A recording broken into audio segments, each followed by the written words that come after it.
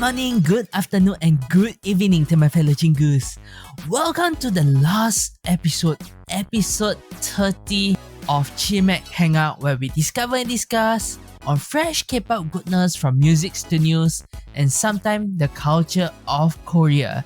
This show is recorded on the 10th of December 2020. You're with me, Zaito, on this final episode of Season 1.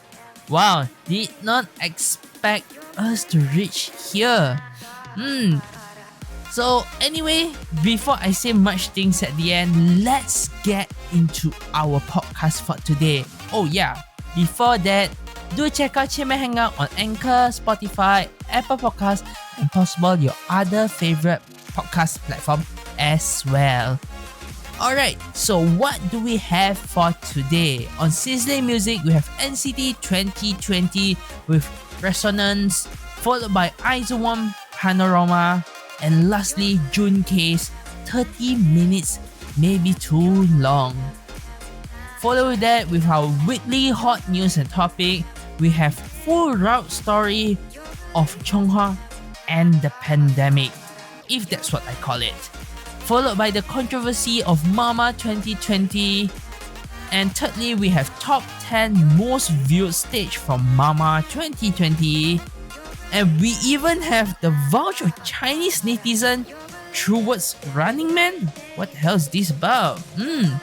And lastly, we have a Tearful Confessions made by Twice in 2020. I like to add a little bit of Twice in here just for fun. Alright, without further ado, let's move on into our sizzling music with NCT. Debuted on 2016 under SM Entertainment, the group consists of 23 members as of September of 2020, and we do know there was an additional member not long ago, which we can say is about 24 by now. So to be honest with you guys, there are a total of 4 different subunits. However, they did not win any music show for their previous song 90s Love, but they won multiple Bongsan Awards for the year 2019 and 2020. These include those from subunits as well. That's very, very good. And before we go there, let's give this a... Okay, so we are back with NCT for another week. Well, we are finally on the finishing line of NCT's Resonance project with a nice new song, I should say. But to be honest, I can say it became quickly apparent that Resonance was instead going to be a so-called mashup of a few album tracks, a visual highlight melody on steroids, if I can say it that way. The performance brings together singles Make a Wish, 90s Love, and Work It with a B-side track, Raise the Roof. Apart from Make a Wish, I could understand the uniqueness of this mashup, but I can't say I'm overly impressed as Resonance is kind of like odd dark in a way.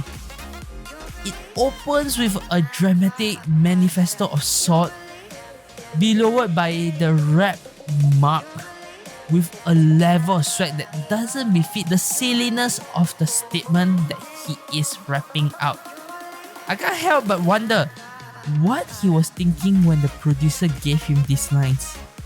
It's solid the best, it can be sold, but it's just pretty much a clunky introduction to the whole song.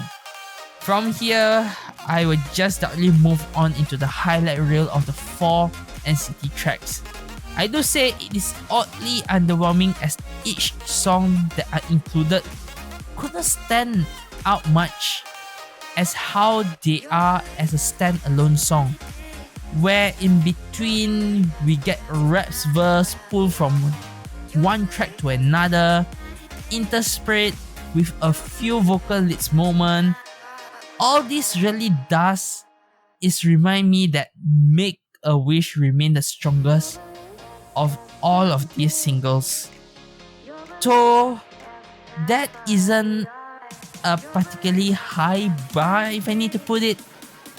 I could see that the pair explosive MV is what pretty much saved it from the disaster.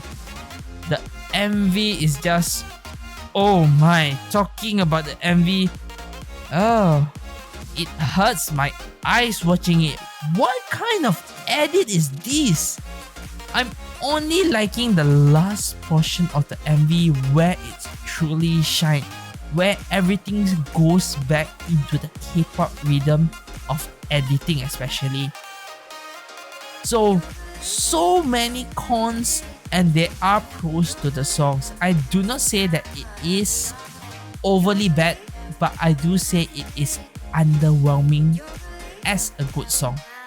So pair it up with an MV of this kind of sort, I dare to give a rating of 7.5 if I'm being generous right now. But if I really want to give it a very bad rating, I can go down to a 6. Because the whole project, I was hoping for it to be something explosive, a climax, an ending line with beautiful and marvelous dance, song, something new, something special. But we have this at the end and it isn't even a very good pair. I can't say more. 7.5 is just me being generous. That's all I will say. Alright, so putting this aside, we'll move on to our next song. From IZ One, debut on 2018, currently managed by Off The Record and Swing Entertainment. Previous song, Secret Story of the Swan, has a total of 7 music show wins. And they have won several awards on 2019. If I need to name a few, it will be Best Dance Performance Female and Rookie of the Year for album As It Is. And don't forget, they did won another award during Mama as well, which is very good. With their winning of favorite female group. So when we are talking about IZ One, their contract expiry is pretty much next spring. And as of now, the group have already delivered 3 Korean comebacks this year itself.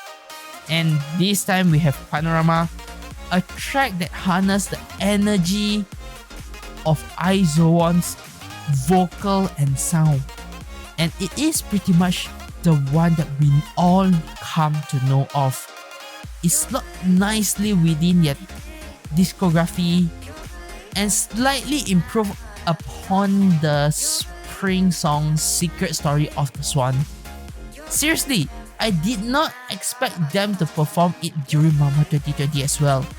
It was so good that seeing the live performance without seeing the MV first is a whole new different story when you get to watch the MV afterwards.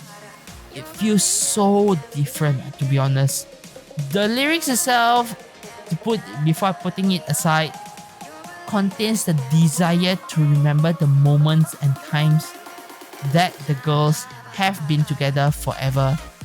It is also the strength of Panorama that cannot be left out of its strong addiction due to the lyrics. It is a memories to be kept.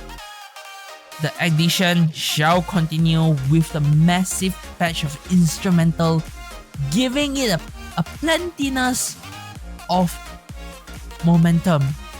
And there are a few moments of brilliance. I love the wash of the sing that take over the post-chorus refrains. Just a strong instrumental hook may have benefited the song so much. A killer melody is a vital here. To add in more, the chirpy Panorama hook does give the right amount of killer melody, which most listeners will probably come away with the phrase ranting around in their head, which is for me right now as well. But in between, there are far too many aimless sing talk, to be honest.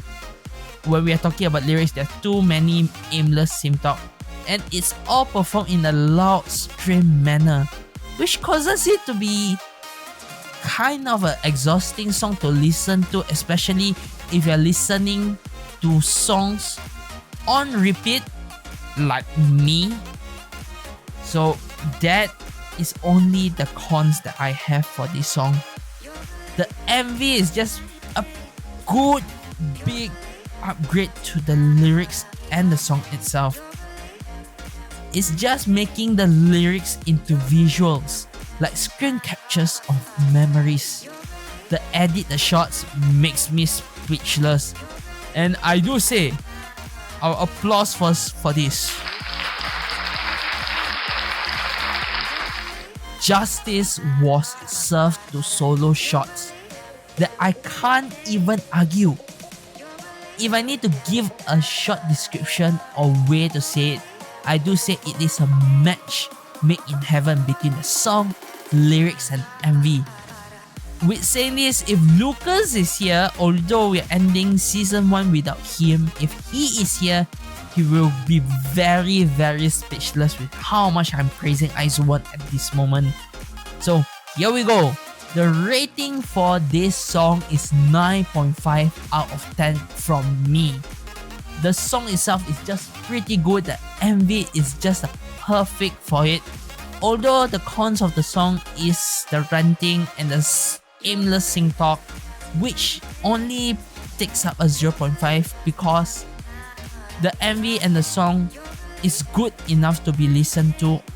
Where the aim talk, and if you are not that kind of person who listen to it repetitively like me, I do say this 0.5 doesn't mean much. You can even count it as 10 if you are a fan of IZ One. But for me, since I'm not really a fan of IZ One completely at the moment, I do say that it is a slightly lower of 0.5. Moving on to our last song from JUN.K, who debuted on 2008 as the boy group 2PM under JYP Entertainment and debuted on 2011 under the same company as a solo. And I do say, JUN.K, after his military services finish, I'm loving his previous song, This Is Not a Song, 1929.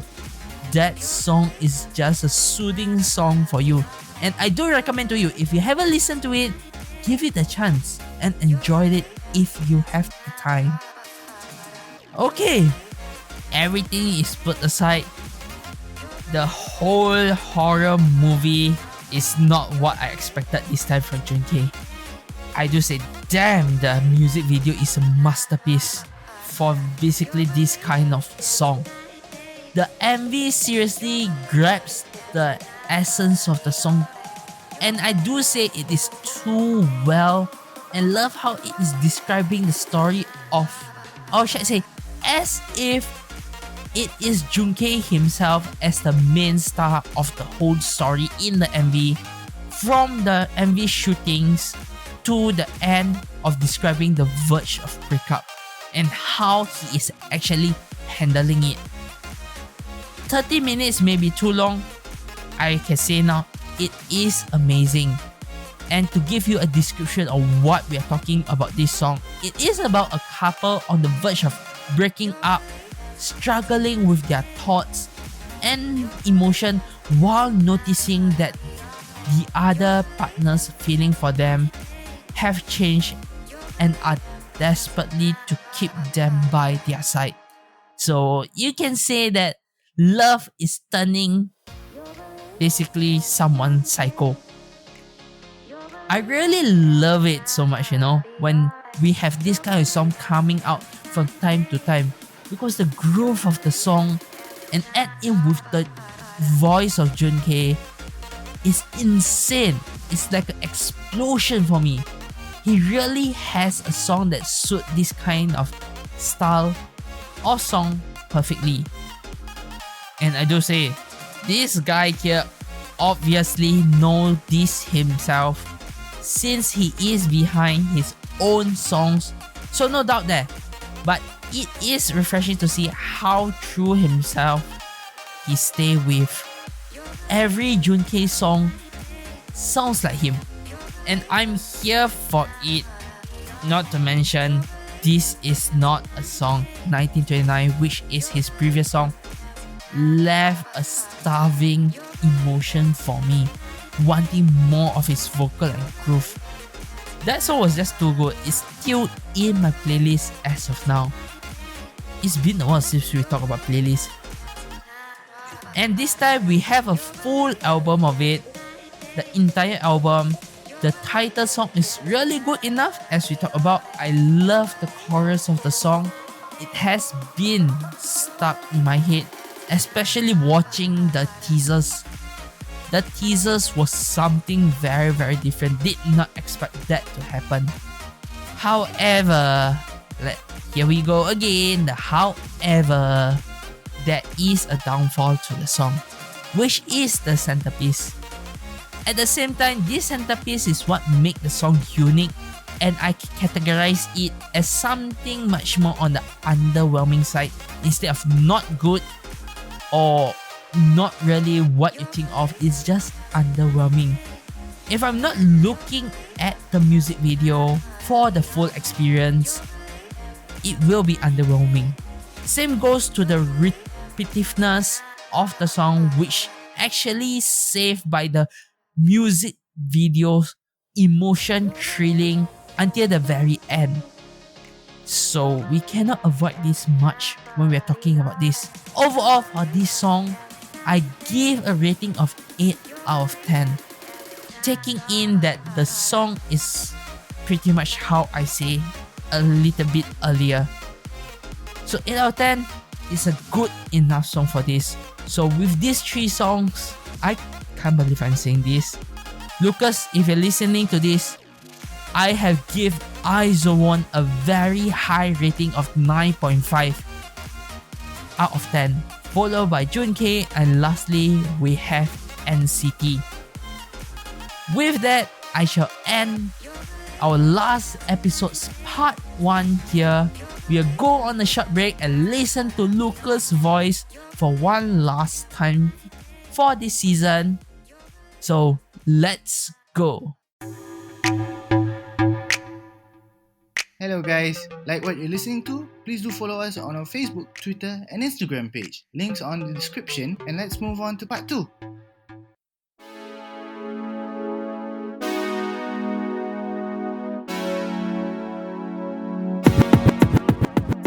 Welcome back to Chimaek Hangout episode 30 part 2. This time we are back with our weekly hot news and topic. We're gonna start it with the full route story of Chung Ha and the pandemic. So what we are talking about, pretty much as of currently now, you should have known that Kim Chung Ha COVID-19 test was shown as negative in the past, but as of recently, it suddenly become positive. And what is it that actually caused this? So we are gonna look into this, and this is based on what I find out from Dispatch, the article that was released by Dispatch with evidence. As you know that the rapid growth of Idol's COVID tests have already been gone around, and suddenly we have Chung Ha with this kind of case. So we can't deny that netizens are actually accusing her of her lying on the results, where she is hiding on the positive test.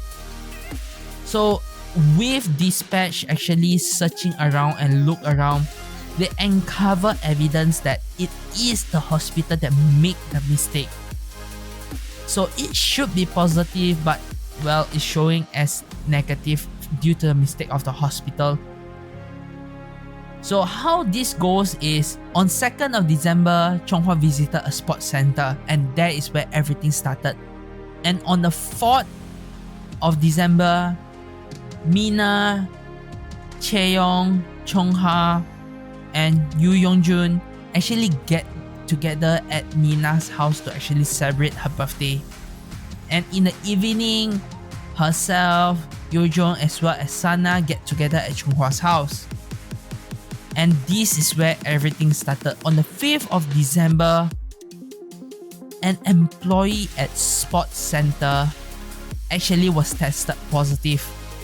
And on 6th of December, Chung Ha and her staff actually volunteered to actually go for the test, which is a very, very good move. And followed by the night time on the same day, 6th of December, everyone was tested negative. And on 7th of December, she actually informed fans, telling that everything's okay, she's at home, and she's just doing so. But just after a few hours, she was notified by the hospital that she is a positive. What the heck just happened? This happened so suddenly, a mistake from the hospital. And when this test result was put on public, false rumors, accusation, you can say it, everything just blasts off. So all individuals that have get in touch or get in contact with Chung Ha in the past week had to go on a test, and good news is everyone was tested negative, but most of them actually are willing and volunteering to stay quarantined at home, or I should say self-quarantine, as a disease control and prevention action that are taken by them. So with that, we can see that this whole thing is freaking the hospital's mistake. It is the hospital's mistake, which I guess all of you should agree with me. What the hell is the hospital doing? This has affected so much. Even Sana from Twice is also affected, and she's currently now self-quarantined to make sure she is okay and nothing else is happening. Alright, so following on with more crazy and negative news, we have controversy of Mama 2020. At the moment, if some of you guys do not know what is actually happening, it's pretty much fans and I should say netizens are actually enraged with the different treatment that are given between actors and idols during Mama 2020, where actors actually got their waiting room and dressing tables. They even get dessert caterings. That's what actually was informed, while idols need to wait in their car, in parking lots, and as well as doing their makeup in the dark with the help of flashlights. And adding on with Dispatch finding out more, we're talking about this biased treatment that they are receiving. Talking about all of this, what is happening, we can see that those who are waiting in the car had to use portable toilets which are outside. And so far from what have been seen, there are only 2 idol groups that were given proper waiting rooms, which is a freaking hell. And some idols even rent accommodations in nearby area to wait. The representative actually shared that most singers have bad backs, and waiting in the car is really tough for them. So renting a room nearby is the best choice they can do. And it was also revealed that while catering was set up outside the waiting rooms, the rest were informed that they could use the cafeteria inside the building. What the heck? However, due to this kind of situation, most idol management make the decision to actually eat inside their individual car instead, ordering burgers, lunchbox. It was said that no idols make use of the catering service provided at all, although Mnet had previously claimed that both actors and idols were given access to the catering. So we are talking about this, and we know which idol attended to Mama. I won't talk more about that, but we shall see what statement Mnet actually gave out regarding to this. So they actually explained out saying that it will be great that everyone have a waiting area. Due to the pandemic that's going on, they cannot accommodate everyone. So due to this, they are saying that there's no reason for them to actually be biased against idol because they are the one who win the award show. Adding on, they said that the small building in Paju which they actually rent and use are under construction. So there are small waiting rooms before artists took the stage, and Mnet explained that the idols wait in their cars and approach the building in order of appearance. So they're saying it that they do use the waiting area before going on stage instead. While on the catering that was provided, although actors were able to use the island set as waiting area, furthermore, all idols have pre-recorded, you hear me right, pre-recorded their performance. So actors need to carry out their performance, their rehearsal on that day itself. So they need the waiting room area. They also naturally have a smaller staff team, allowing a social distancing measure to be kept on, which is, well, I can't agree with this, where idols have a huge team instead. So this point, I can't deny. But at the moment, not to make things big, no entertainment agency have same anything else because they think that what is in the past, stay in the past. That's all. For me and for you guys as well, just let this go because I can still see some of the netizens, or should I say fans out there, still talk about this, although it is the minority at the moment. But please, just stop it. Just let it go. Enjoy your time. And how can we enjoy our time? How about we talk about the top 10 most viewed stage from Mama 2020? I think that would be a good start. Let's start with this. So Mama 2020, although we have controversy, the stage itself is so good. If you haven't watched any of this, give it a watch. This is based on the views from YouTube, and these views are actually taken early this week, so do mind that. So this is just an average or estimation calculation at the moment. We'll start with the top 10 that I have here with TXT, who performed Short Hair, She Was Pretty, as well as Dynamite, with a total of 1.5 million views. This is followed by Mamamoo, Aya, as well as Dinga, that have 1.8 million views. Next, on 8, we have Kwasa Maria, 1.9 million views. Wow! I did not expect this song was to do so well actually. On 7th place, we have Stray Kids, Victory's song, Mama version, with a 2 million views. This is one of the best choreography that I've ever seen during Mama, I do say. On 6th, we have NCT Resonance, which we have just talked about, have a total of 2 million views. Well, I can't say more. At least the performance is good enough to actually watch.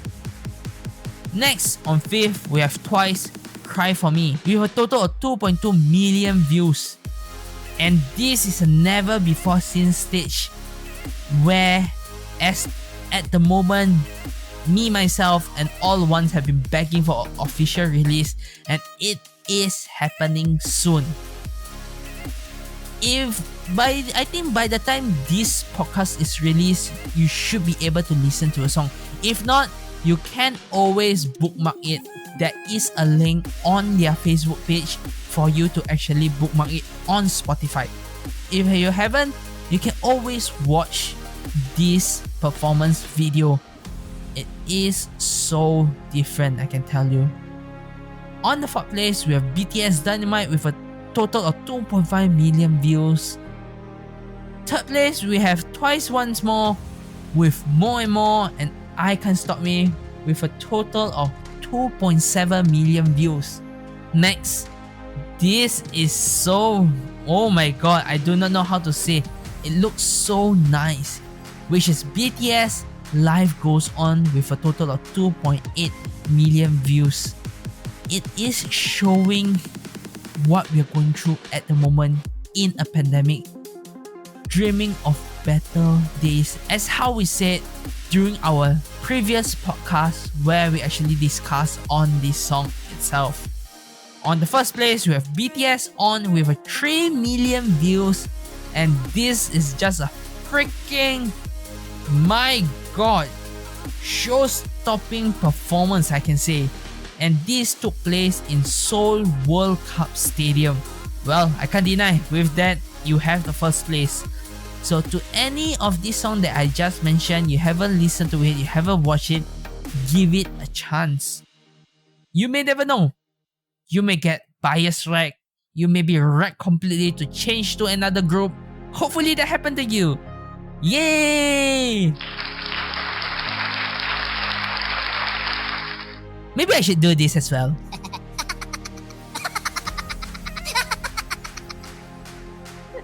Alright. So with that, we'll move on to another news. The Vow of Chinese Netizens towards Running Man. What we're talking about is pretty much I can say a controversy that happened in a recent episode, which is from last week. And what is actually the uproar is due to a board game that was shown as a part of a game during the show. So the show we're talking about is aired on 6th of December, and they have a segment where they play a board game that is quite similar to Monopoly that is called Blue Marble. And as how Monopoly goes, there are buildings, there are home in major cities all over the world. And if you look closely at the board itself, you can notice that each of the board game tiles was represented by a country and their capital. There were numerous different countries highlighted on the board, such as Singapore, Malaysia, Philippines, China, Taiwan. What upset Chinese viewers is actually the fact that the producers separate Taiwan and China, treating them as two different entities. As you know that there had been ongoing dispute between two countries. China believed that Taiwan is part of China, whereas Taiwan believed they are a separate country. This conflict has been going on for so long. So with that, there are so many Chinese netizens that actually vouch that say, I would never watch this again. I'm sick of this show now. The patrioticness of them. I can't deny, this is quite a big thing, but for this kind of mistake to be made in Running Man, well, I do not know what to say, because as of right now, the rank of Running Man in Chinese media sites are very, very high, and a lot of them are actually trying to boycott the show. This will definitely going to damage the show viewership as a variety program, which had been actually very, very popular in China in the past years. So I have no idea how this is going, but I hope that there are actions taken for this. If everything goes well, we will see something new coming soon with something a bit different. Hopefully, I can say. Hopefully. Lastly, we have Tearful Confessions made by Twice in 2020. As this is the last episode podcast for this season, I want to actually sum up something a little bit sad and something a little bit happy at the same time from Twice. This, well, I can say a lot of K-pop idols have tear-jerking confession this year. To be honest, too many. And Twice is a non-exception. But for me, there are 5 confessions this year that actually hits to my heart as a human being, as a person, as someone close to their age, and as someone who have feelings, not just as a fan. Alright, I'll put that out first.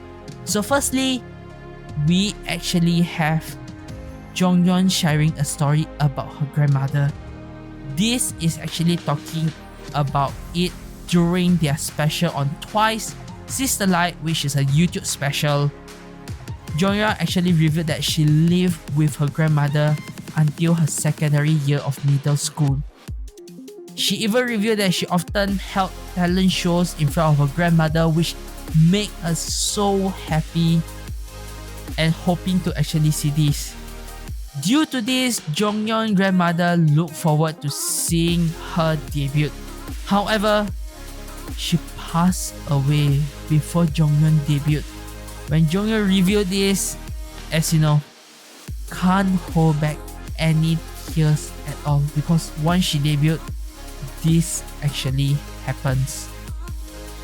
Another story which hit me hard is actually Nayeon revealed a story when she actually cried on stage.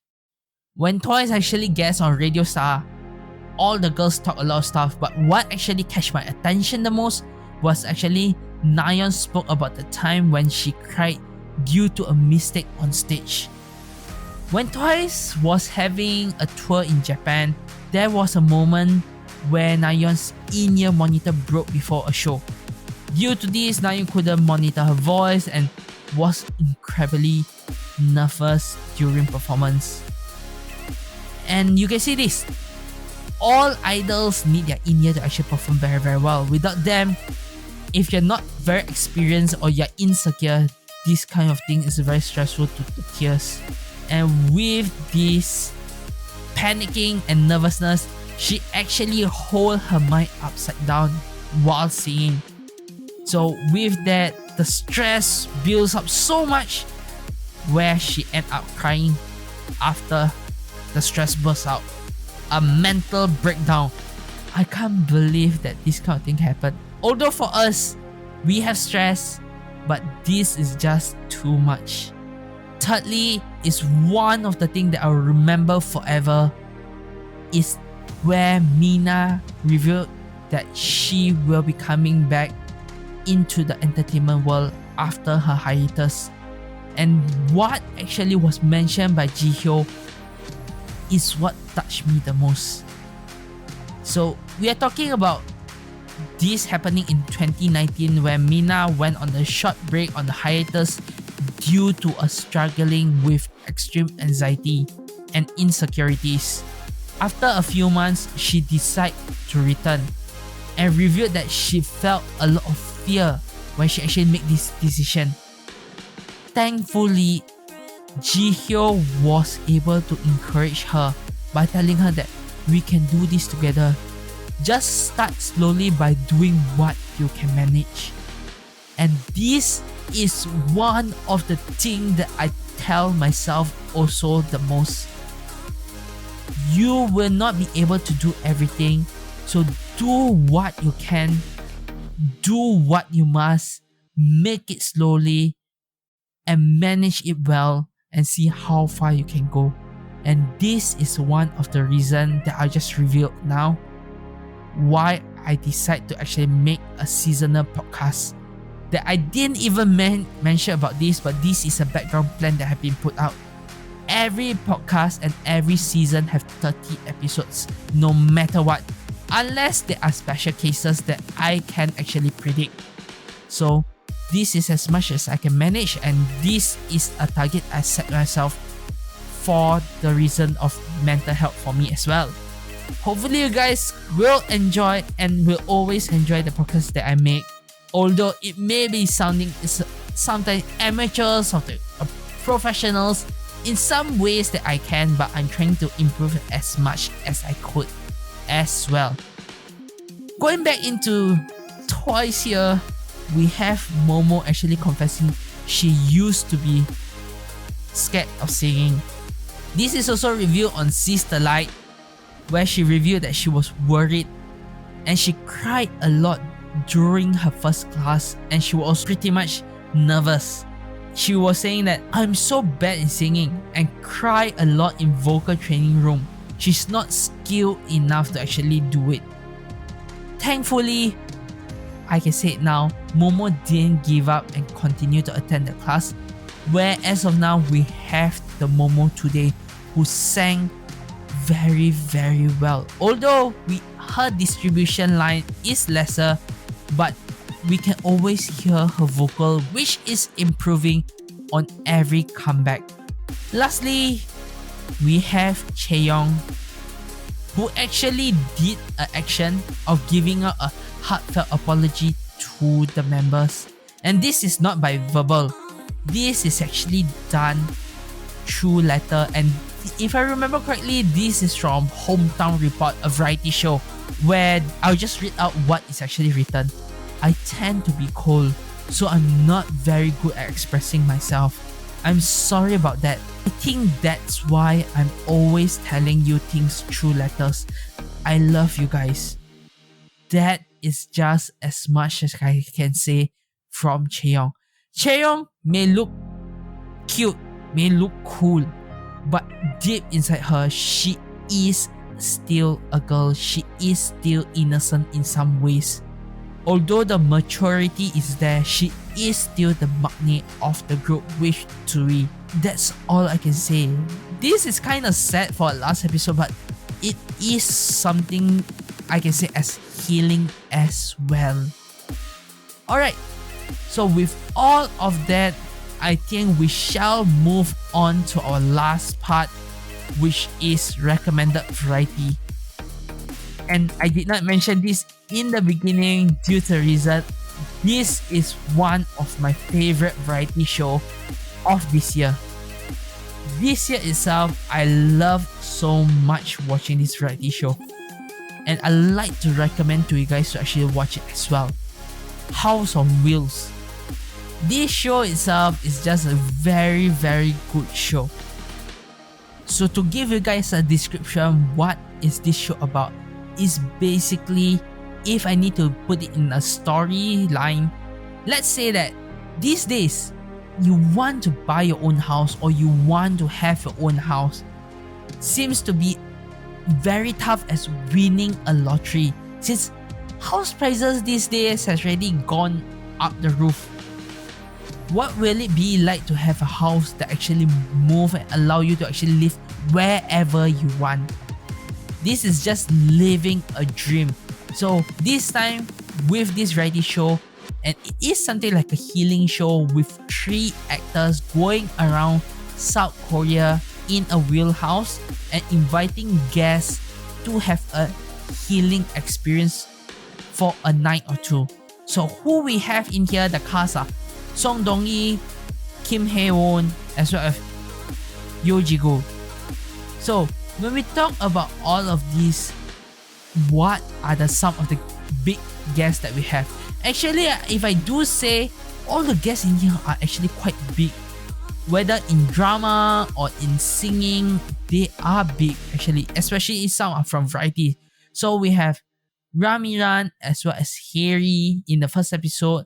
Then we got Go Hyung-jin, we have Lee Soo-kyu as well as Lee Jong-kyo, IU, P.O, Jong Eun-ji, as well. If I remember the last episode, we have Ha Ji-woon. All of these are basically guests who are invited by the cast. But if you want to watch IU and PO, that is one of the funniest episodes that I have watched.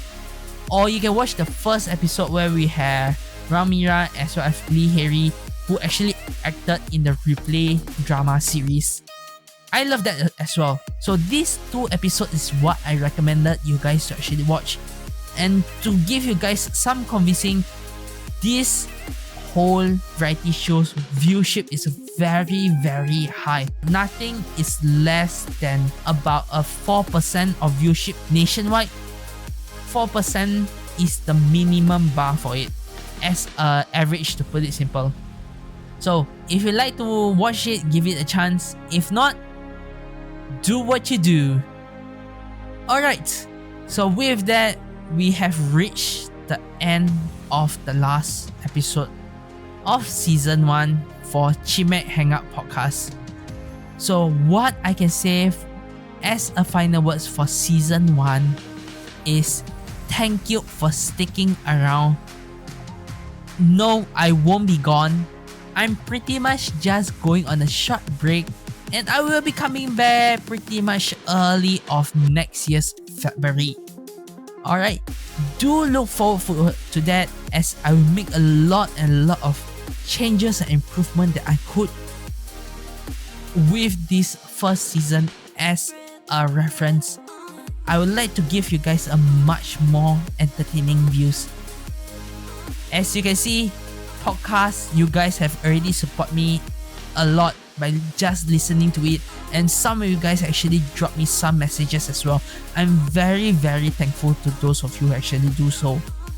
And another point is, do know I have a YouTube channel for this podcast, so if you go and see, it's quite plain, so do look forward to some changes to that as well. Alright, so with that, like usual, I'll just like to say, like the video and subscribe to the channel if you're watching from YouTube. Follow us on any of our podcast platform. Like usual, be excited and challenge yourself, as everyone's timing is different when it comes to dreams. Annyeong guys, and see you guys next year on season 2.